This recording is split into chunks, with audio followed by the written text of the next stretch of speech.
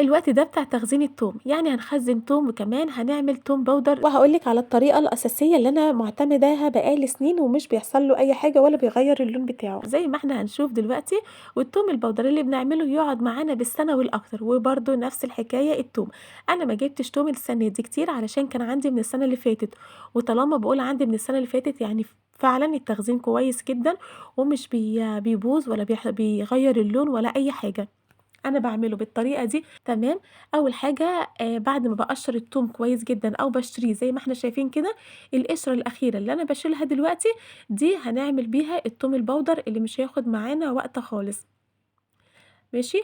أنا مش بافصّص التومة للآخر، بس باشيل بس زي ما إحنا شايفين كده، شِلت القشر ده هاحطه دلوقتي في أي صينية حراري أو في أي حاجة عندنا، وباحطه في الفرن، بس لازم الفرن تكون في البداية سخنة جدًا، بس في نفس الوقت بعد كده قبل ما أحطها على طول أوطّي عليها جامد جدًا علشان خاطر ما تتحرقش، لإن إحنا شايفين ده ورق يعني مش هياخد وقت خالص. في الوقت دوّة خلاص بقى هنجيب نطحن التوم.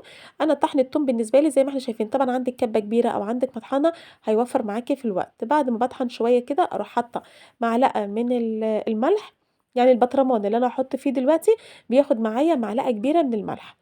تمام. حسيتِ بعد كده لمّا جيتِ تستخدميه، بُصّي أنا باعملها ناعمة جدًا، إن التوم ناشف جدًا في البطرمان، بتسيبيه شوية يفُك وتروحي حاطة معلقة تاني أو نُص معلقة تاني من الملح، وكده خلاص هيكون معاكِ طري لحد ما البطرمان يخلص. بس طبعًا لمّا تيجي تستخدميه ما تحطيهوش في التلاجة، لأ ده لازم تطلّعيه من الفريزر وترجعيه تاني في الفريزر بعد استخدامِك. في الوقت ده أنا خلاص كده مش محتاجة إن أنا أفرُم تاني علشان أنا حابة إن أنا أشيل شوية صحيح كده مش مفروم.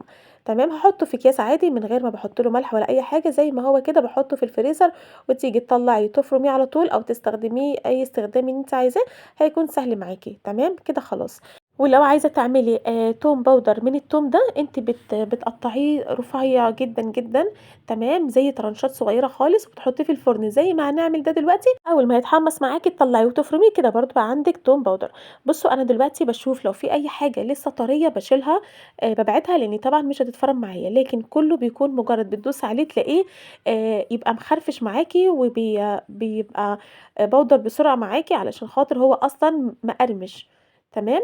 لو حسيتِ إن هو لسه ما نشفش، حتى وأنتِ بعد ما فرمتيه حسيتِ إن لسه مش ناعم أوي، ترجعيه تاني في الصينية وتحطيه في الفرن، بس تخلّي بالِك منه، ترجعي تطحنيه هيتفرم معاكِ يبقى ناعم جدًا زي ما أنتِ شايفاه كده.